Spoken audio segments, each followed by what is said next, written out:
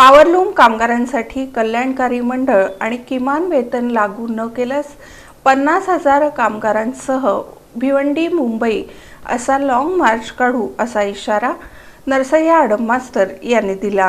लोकशाहीचे प्रणेते लोकशाहीर अण्णाभाऊ साठे यांच्या जयंतीनिमित्त मुंबईतील आझाद मैदानावर एक दिवसीय लक्षवेधी धरणं आंदोलन पार पडलं। हे आंदोलन माजी आमदार नरसय्या आडममास्तर यांच्या नेतृत्वाखाली पार पडलं। दरम्यान C2चे राज्य अध्यक्ष डॉक्टर DL कराड आणि नरसय्या आडममास्तर यांच्या नेतृत्वाखालील एका शिष्टमंडळानं असंघटित कामगार आयुक्तांना निवेदन सादर केलं। यावेळी आडममास्तर यांनी आपले विचार मांडले। आम्ही यांना त्या पद्धतीचे फायदे देतो। त्यावेळेला प्रश्न मी उपस्थित केला स्वतः याला बजेट असल्याशिवाय तुम्हाला बाकीचं सगळं करता येईल, बजेट असेल तर काहीच करता येणार नाही। त्याला आम्ही येऊन स्वतः सजेशन केलं।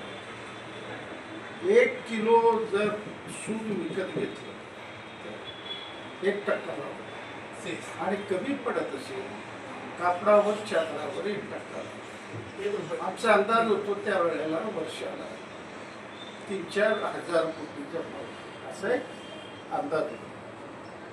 या प्रसंगी इचलकरंजीचे भरमा कांबळे, दत्ता माने, गोपाल पोळा, विलास गायकवाड, मनोहर यरगट्टी, भिवंडीचे सुनील चव्हाण, मुमताज शेख, सूर्यभान यादव, प्रमोद यादव, भोलानाथ दिनकर, सुरेश सचान, मूलचंद यादव, सदानंद भारती, मालेगावचे रमेश जगताप, अकबर खान, अजहर खान, तुकाराम सोंजे, सलीम खान, सोलापूरचे किशोर मेहता, लक्ष्मण माळी, व्यंकटेश कोंगारी, साबुद्दीन शेख, बाबू कोकणे, विजय हरसुरे, दीपक निकंबे, रवी गेंट्याल आदी उपस्थित होते।